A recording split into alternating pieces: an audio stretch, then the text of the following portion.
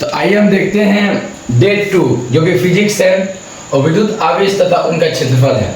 हम लोग chapter wise 500 question देखेंगे। 500 ये हम लोग का 11 है और चैप्टर वाइज देख रहे हैं, यानी जो लेसन है उसका नाम क्या है, विद्युत आवेश तथा उनका क्षेत्रफल। लाइन बाय लाइन देखते चलिएगा, आप लोग समझ में आएगा।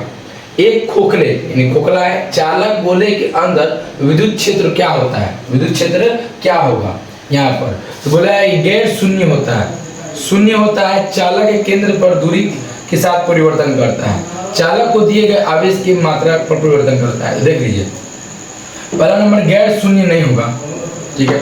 दूसरा नंबर चालक के केंद्र से दूरी में कोई परिवर्तन नहीं होगा, ठीक है। गोला के अंदर जब रहे तो खोखला गोला के चालक में दिए गए आवेश की मात्रा में कोई परिवर्तन नहीं करता है, ये आपका होगा बी नंबर, ठीक है। यानी आवेश अगर खोखला है, खोखला गोला है, ठीक है, गोला, और उसके अंदर क्या पूछा है ऑप्शन, इसको हम इससे लिखते हैं, ठीक है। खोखला गोला, ठीक है, गोला में खोखला गोला के अंदर, ठीक है, अंदर का जीरो होता है, ई का मान जीरो होता है, ई का मान जीरो, ई यानी का विद्युत क्षेत्र का होता है, जीरो होता है। और इसके बाद चलिए आवेश क्यू का होता है, जीरो होता है, यानी बोलेंगे आवेश का होगा जीरो होगा, हो गया। इन दो चीज का मान जीरो होता है, खोखला गोला के अंदर ई का मान जीरो होगा और विद्युत क्षेत्र यानी क्यू का मान का होगा, जीरो होगा। इसी के साथ चलते हैं 12 नंबर क्वेश्चन। तो आइए देखते हैं 2 नंबर। इलेक्ट्रॉन पर आवेश होता है, ठीक है, 1.7 × 10⁻19 कूलम, 1.6 × 10⁻−20 कूलम और -1.6 × 10⁻19 कूलम। तो देखिए ए नंबर नहीं होगा, ये तो होगा, होता नहीं है। बी नंबर भी नहीं होता है, 1.19 × 10⁻19 कूलम। सी नंबर होगा -1.6 × 10⁻−19 कूलम। अब प्लस में नहीं होगा, माइनस में होगा। अब समझ लीजिए, इसको एक्सप्लेन कर दे रहे हैं यहाँ पर, ठीक है।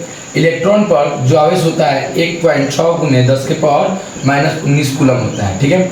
और इलेक्ट्रॉन, ठीक है, और प्रोटॉन पर कितना होता है, माइनस यहाँ देते हैं। इलेक्ट्रॉन पर का चार्ज होता है, वो माइनस होता है।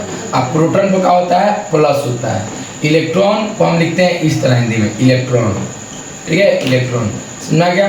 अब प्रोटॉन को कैसे लिखते हैं, इस तरह लिखते हैं, प्रोटॉन, ठीक है। तो इलेक्ट्रॉन माइनस होता है, प्रोटॉन का होता है प्लस होता है। और इलेक्ट्रॉन पर आवेश जो होता है -1.6 × 10⁻19 कूलम होता है और प्रोटॉन पर होता है तो प्लस 1.6 × 10⁻19 कूलम होता है।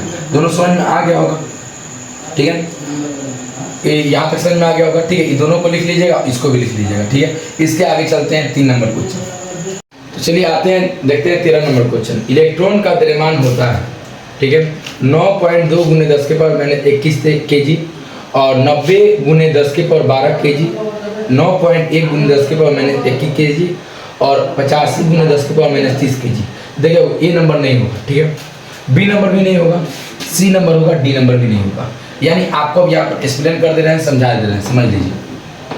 जो इलेक्ट्रॉन होता है ना, इलेक्ट्रॉन जो होता है, इलेक्ट्रॉन, ठीक है, का द्रव्यमान यानी बोलेंगे ई एम, यानी इलेक्ट्रॉन का द्रव्यमान, एम बोलते हैं, ई एम, इलेक्ट्रॉन का द्रव्यमान कितना होता है, वो हम लोग का 9.1 × 10⁻31 kg होता है, ठीक है, याद रखिएगा, समझ में आ गया। अब उसी तरह जाएंगे, इलेक्ट्रॉन का जान लिए, ठीक है। अब प्रोटॉन का द्रव्यमान, अब प्रोटॉन का द्रव्यमान जो होता है वो क्या होता है, ई नहीं बोलेंगे हमसे, प्रोटॉन, तो पी आ रहा है, पी, और उसका क्या निकालना है, द्रव्यमान निकालना है, द्रव्यमान, प्रोटॉन का द्रव्यमान। तो कितना होता है, 1.67 × 10⁻−27 kg होता है, ठीक है, समझ में जी, 27 kg होता है। ये दोनों को लिख लीजिएगा, ठीक है। इलेक्ट्रॉन का द्रव्यमान 9.1 × 10⁻31 kg होता है और प्रोटॉन का द्रव्यमान pm 1.67 × 10⁻27 kg होता है, ठीक है। ये वाला क्लियर हो गया होगा। अब इसके आगे चलते हैं 14 नंबर क्वेश्चन। देखते हैं 14 नंबर क्वेश्चन क्या है। आवेश का m के स्पत्ति में होता है, m के स्पत्ति में मात्रक होता है, ठीक है, मात्रक यहाँ लिख दीजिएगा, मात्रक होता है। क्या होता है मात्रक, फराडे होगा, फेकलिन होगा, एम्पियर होगा, कूलम होगा। समझ लीजिए, पहला नंबर फराडे नहीं होगा, ठीक है। और फ्रैंकलिन भी नहीं होगा, एम्पियर होगा। ये नहीं होगा, ये भी नहीं होगा, और कूलम भी नहीं होगा। क्या होगा? एम्पियर होगा। और समझ लीजिएगा फराडे के बारे में। फराडे, इसको इससे लिखते हैं फराडे। फराडे जो होता है, फराडे आवेश का बड़ा मात्रक होता है, बड़ा मात्रक होता है। ठीक है, सब समझते चलिएगा। ठीक है, बड़ा मात्रक होता है। ठीक, और फ्रैंकलिन है ना, तो बोलेंगे फ्रैंकलिन आवेश का छोटा मात्रक होता है, छोटा मात्रक होता है। ठीक है, मात्रक होता है। ये अलग होता है एम्पियर। बोलेंगे कि आवेश का जो भी है एम्पियर, ठीक है, आवेश का MK मात्रक होता है। ठीक है, MKS, ठीक है, में मात्रक होता है। इसको लिख दे रहे हैं कि आप लोग लिख लीजिएगा तो समझ में आएगा। अब देखिए कूलम का क्या बोलेंगे? ये बोलेंगे कि कूलम, यहाँ लिख देंगे कूलम आवेश का SI मात्रक होता है, SI मात्रक होता है। ये सब लिख लीजिएगा। ठीक है, ऑब्जेक्टिव में बन जाएगा। जो भी पूछेगा आप उसको बोल दीजिएगा कि कौन सा को बड़ा मात्रक फराडे होगा, और फ्रैंकलिन छोटा मात्रक होगा, MKS एम्पियर होगा, और कूलम का होगा SI मात्रक। चलिए चलते हैं 15 नंबर क्वेश्चन। तो चलिए देखते हैं 15 नंबर। आवेश बराबर होता है धारा गुने विभव, धारा गुने धारिता, धारा गुने समय, धारा गुने विभवांतर। बाबू धारा गुने विभव नहीं होगा, धारा गुने धारिता ये भी नहीं होगा, धारा गुने समय ये वाला होगा, और धारा गुने विभवांतर ये नहीं होगा। अभी कैसे आया इसको देखिए। ठीक है, समझाते हैं। देखिए कि धारा बराबर हम लोग का जो होता है वो आवेश बट्टा समय होता है, आवेश बट्टा समय होता है। ठीक है, धारा का अगर कोई फॉर्मूला पूछे तो क्या कहेंगे? आवेश बट्टा समय। अब धारा ही से क्या हुआ है, धारा का जो फॉर्मूला है उसी से आवेश का फॉर्मूला बना है। तो आवेश बराबर क्या हो जाएगा? आवेश बराबर तो बोलेंगे बट्टा में इसका कुछ नहीं, तो एक है, एक बार इधर गुना, एक बार इधर गुना। जब हम एक में आवेश गुना करेंगे आवेश आएगा, आएगा धारा, इसको गुना करेंगे तो गुने समय, धारा गुने समय हो गया। समझ रहे ना? धारा गुने समय ये हो गया। धारा का फॉर्मूला क्या होगा? आवेश बट्टा समय, और आवेश का क्या होगा? धारा गुने समय। इसको आप लिख लीजिएगा, समझ में आएगा। ठीक है, अगर धारा का पूछेगा आवेश बट्टा समय, अगर आवेश का पूछेगा धारा गुने समय। ये 15 नंबर है। 16 नंबर पर चलते हैं। तो चलिए 16 नंबर क्वेश्चन देखते हैं। विद्युत आवेश का मात्रक होता है, ये सब विद्युत आवेश और उनका क्षेत्रफल से है। चैप्टर वाइज 500 क्वेश्चन देखते हैं, देखते चलिए। 16 नंबर विद्युत आवेश का मात्रक होता है coulomb, ampere, second, A B दोनों इनमें से कोई नहीं। तो पहला नंबर कूलम भी होगा और एम्पियर सेकेंड भी होगा। ए बी दोनों, ए नंबर केवल नहीं होगा, बी नंबर नहीं होगा, ए बी दोनों होगा, ये दोनों होगा। ठीक है, इनमें से कोई नहीं होगा। ठीक है, ए बी दोनों। अब समझ लीजिएगा आवेश का SI मात्रक कूलम होता है, कूलम। ठीक है, जिसको हम क्या बोलते हैं? C बोलते हैं। ठीक, C से सूचित करते हैं। और एम्पियर सेकेंड, एम्पियर और सेकेंड कैसे है इसको देख लीजिए। एम्पियर और सेकेंड ये भी एक SI मात्रक होता है।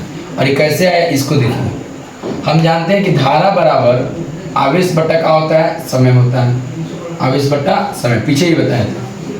अब देखिए बट्टा में इसका कुछ नहीं है तो क्या है? एक है। एक बार इधर गुना, एक बार इधर गुना।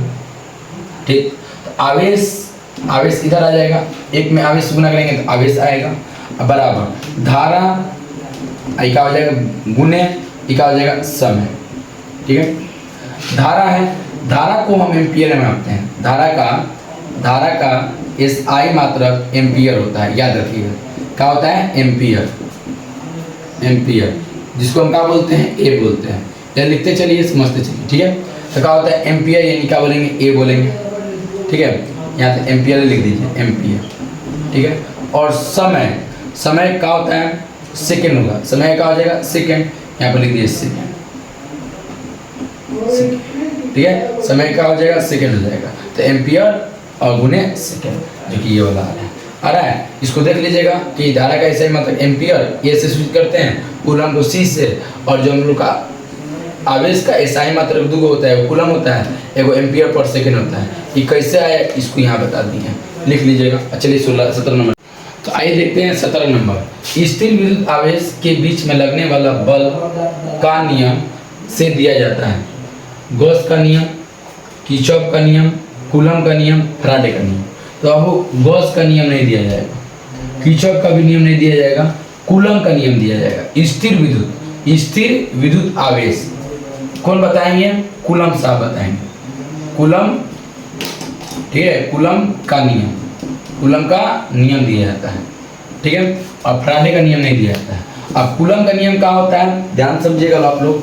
ये होता है F बराबर 1/4 पाई E0 गुने Q1 इंटू Q2 बट्टा R स्क्वायर, ठीक है, याद रखिएगा। इसको हम क्या बोलते हैं? K बोलते हैं। K का मान है 1/, इसको इस तरह भी लिख सकते हैं, इसको F बराबर K गुने Q1 इंटू Q2 बट्टा R स्क्वायर। K का है, ठीक है, एक नियतांक है, ठीक है, समझ में आ रहा है, ठीक है। K का है, एक नियतांक है, समझ में आ गया। यही होता है कूलम का नियम, ठीक है, समझ में आ गया। इसको लिख लीजिएगा। लो आप 18 नंबर क्वेश्चन पर चलते हैं। तो आइए देखते हैं 18 नंबर। आवेश का सतत वितरण है। रेखीय आवेश का वितरण, पृष्ठीय आवेश का वितरण, आयतन आवेश का वितरण, इनमें से सभी। तो पहला नंबर की आवेश का सतत वितरण इनमें से सभी होगा। इनमें से क्या होगा? वो सभी होगा। ABC यानी डी नंबर होगा, ठीक है, डी नंबर होगा, इनमें से सभी। ये तीनों आएगा, इसमें तीनों आएगा। अब ध्यान देखिए, ध्यान से सुनिएगा। रेखीय आवेश का वितरण क्या होता है? रेखीय आवेश का वितरण जो होता है हम लोग का, वो उसका फॉर्मूला होता है कि आवेश बट्टा, यहाँ पर लिखिए, यहाँ पर लिखिए, रेखीय, ठीक है, आवेश का वितरण, ठीक है। रेखीय आवेश का वितरण क्या है? तो बोलेंगे कि रेखीय आवेश का वितरण बराबर होता है आवेश, ठीक है, बट्टा ए, यानी का आवेश बट्टा क्षेत्रफल, आवेश बट्टा क्षेत्रफल, आवेश बट्टा क्षेत्रफल होता है, ठीक है। अब देखिए, फिर बोलेंगे कि पृष्ठीय आवेश का वितरण, पृष्ठीय आवेश का वितरण, पृष्ठीय आवेश का वितरण क्या होता है कि आवेश बट्टा इसमें लंबाई होगा, इसमें लंबाई होता है, ठीक है, क्षेत्रफल लिखा गया है, लंबाई होगा, इसका में लंबाई होता है, ठीक है, और इसका में क्षेत्रफल होता है, ठीक है, इसका में क्षेत्रफल। पृष्ठीय आवेश का वितरण आवेश बट्टा क्षेत्रफल, इसमें क्या होगा? रेखीय आवेश का वितरण आवेश बट्टा लंबाई। और बोलेंगे आयतन आवेश का वितरण, आयतन आवेश का वितरण का फॉर्मूला क्या होता है? आवेश बट्टा आयतन। ये तीनों को आप लिख लीजिएगा, ठीक है। और सतत वितरण का है, सतत वितरण, ठीक है, वितरण किसका? वो आवेश का समझिए। आवेश जब समान आवेश, ठीक है, समान आवेश फैलता है किसी पृष्ठ पर समान आवेश, ठीक है, समान आवेश फैलता है, उसी को क्या कहते हैं हम लोग? सतत वितरण आवेश का, ठीक है, आवेश का सतत वितरण कहते हैं। ये 3 प्रकार का होता है, तीनों बता दिए, ध्यान दीजिएगा, और तीनों को आप लोग देख लीजिएगा, ठीक है। यहाँ पर लंबाई होगा, ठीक है, यहाँ पर क्षेत्रफल, यहाँ पर आयतन, ऊपर आवेश। तो आइए 19 नंबर देख लेते हैं। विद्युत क्षेत्र की तीव्रता E होता है, E बराबर होता है V बट्टा Q, Q बट्टा C, F बट्टा Q, इनमें से कोई नहीं। तो पहला नंबर A नंबर नहीं होगा, V बट्टा Q नहीं होता है, Q बट्टा C ये भी नहीं होगा, इसको भी हटा दीजिए। C नंबर होगा, F बट्टा Q, इनमें से कोई नहीं होगा। यानी हम बोलेंगे E बराबर, E विद्युत क्षेत्र की तीव्रता बराबर क्या होता है? F बट्टा Q होता है, ठीक है, समझ में आ रहा है ना। विद्युत क्षेत्र की तीव्रता E बराबर क्या होता है? F बट्टा Q होता है, समझ में आ गया।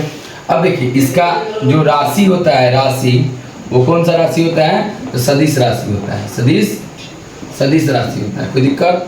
अब चलिए इसके बाद इसका SI मात्रक जो होता है, तो देखिए बल को कौन बताया था? तो बोलेंगे न्यूटन साहब बताया थे, तो N लिख देंगे। आवेश को कौन बताया था? कूलम साहब बताया था, यानी C लिख देंगे, यानी न्यूटन बट्टा कूलम हो जाएगा। बल को न्यूटन बताए थे, आवेश को कूलम बताए थे, तो न्यूटन बटा कूलम हो जाएगा। ऐसे है मतलब, इसको अब आप लिख लीजिएगा, ये आगे भी काम करेगा। ठीक है, अब चलते हैं हम लोग 20 नंबर क्वेश्चन।